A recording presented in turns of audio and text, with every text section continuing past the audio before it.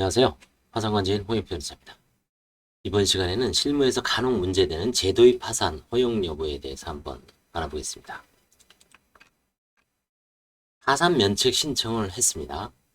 위에서 든 6가지 사유로 인하여 이게 뭐냐면 면책을 불허가를 받거나 채권자가 혹시 누락되거나 면책 취하가 되거나 면책이 기각되거나 면책 신청을 하지 못한 경우 혹은 각하된 경우 이 6가지 사유로 인하여 어떤 사유로든 이 6가지로 인해서 면책을 받지 못한 상태에서 다시 면책을 받기 위하여 파산을 2번 신청하는 것을 강학상 제도의 파산이라고 합니다.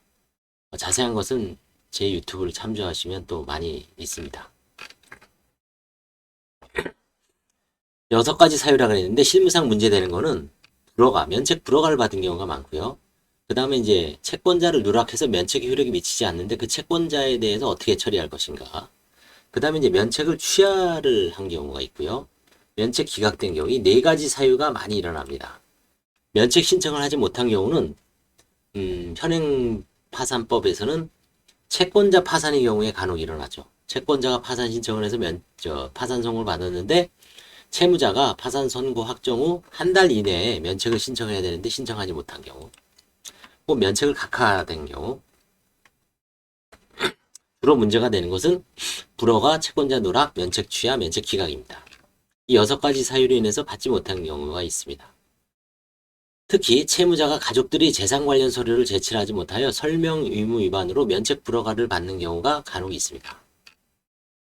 현재 서울회생법원에서는 제도의 파산에 대한 2018라 467호 결정으로 파산 신청권이 남용이 아닌 한 제도의 파산 신청을 좀 폭넓게 허용해주자라는 입장입니다.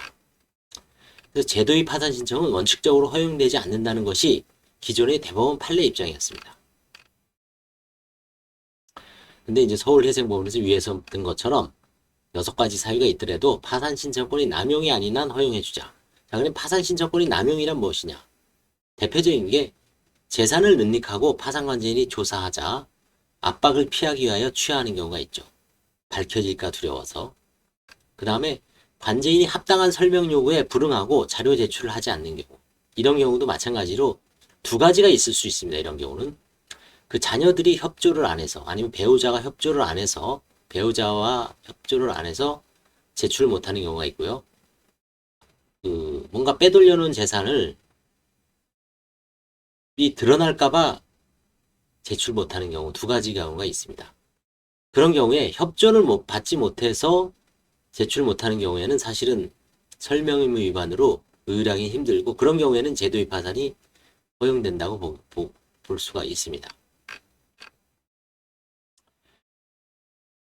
기존의 면책 불허가 사유를 해소하는, 즉 자녀들이 재산 형식 경위에 대하여 충분히 입증하면 면책을 받을 수가 있습니다.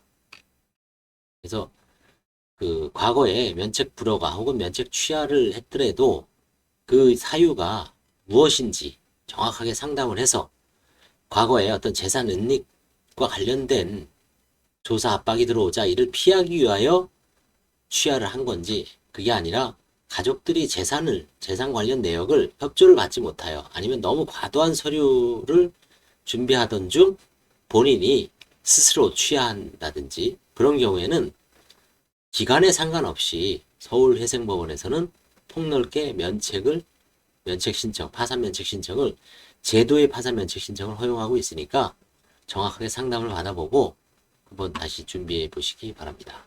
감사합니다.